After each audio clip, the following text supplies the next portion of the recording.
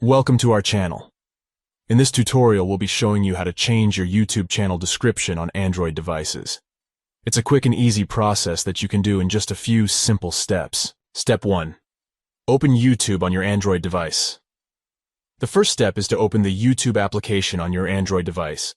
You can do this by tapping on the app icon on your home screen or in your app drawer. Step 2. Tap on the user profile from the right top.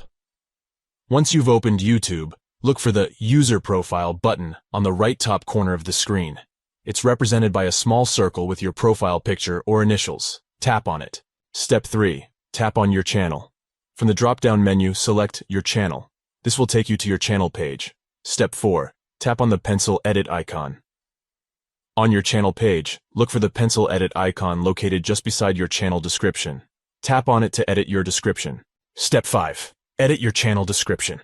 Once you've tapped on the pencil edit icon, you can now edit your channel description. You can add or remove information as you like. Make sure to save your changes before you exit the page. Step 6. Click on the OK button.